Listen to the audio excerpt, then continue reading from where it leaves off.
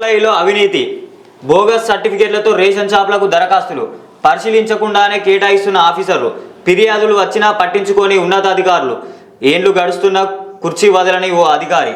మొత్తం మీద civil సప్లైలో ration డీలర్లు ఎవరైతే ఉన్నారో గతంలో షాపులు వచ్చినాయి వేరే వాళ్ళ పేరు మీద ఉంటుంది, ఇప్పుడు నడిపిస్తుంది వేరే వాళ్ళ పేరు మీద. వాళ్ళు అనారోగ్య రీత్యా చనిపోయిన వాళ్ళు ఉంటారు, లేకపోతే వాళ్ళు పనిచేయని వాళ్ళు ఉంటారు, వాళ్ళ దగ్గర నుంచి తీసుకొని వేరే వాళ్ళు నడిపిస్తున్నారు. అట్లాంటి రేషన్ షాపుల మీద ఎంక్వైరీ చేయాలి. ఎంక్వైరీ చేసి నిజంగా ఎవరి పేరు మీద అయితే కేటాయించబడిందో వాళ్ళే డీలర్గా కొనసాగుతున్నారా లేకపోతే వేరే వాళ్ళు కొనసాగుతున్నారా అనేటువంటి విచారణ చేసి వేరే వాళ్ళు డీలర్గా కొనసాగితే ఎవరైతే ఆ గ్రామంలో నిరుద్యోగులు ఉంటారో వాళ్లకు ఆ డీలర్గా అవకాశం కల్పించాలి.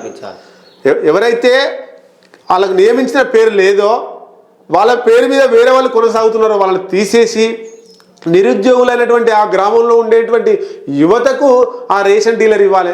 కానీ ఎప్పుడో ఎవరి పేరు మీద వచ్చింది అనేది చనిపోయిండు, లేకపోతే ఆయన ఊరదులు వెళ్ళిపోయిండు అనేది నేను నడిపిస్తున్నా, ఇట్లాంటివి ఉండొద్దు. ఎందుకంటే ఆయన మీద నడిపేయడానికి మీరెవరు? గవర్నమెంట్ మీకు ఏమైనా జీవో ఇచ్చిందా?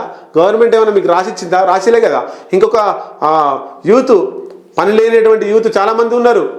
కాబట్టి ఆ యూత్కు ఎంప్లాయ్మెంట్ కల్పించాలి. కాబట్టి రాష్ట్ర వ్యాప్తంగా ఎవరైతే డీలర్లు వాళ్ళ పేరు మీద లేదో అవి అన్నిటిని కూడా తీసుకొని గవర్నమెంట్ అక్కడ ఉన్నటువంటి యువతకు ఆ డీలర్లుగా నియమించాల్సిన అవసరం ఉన్నది.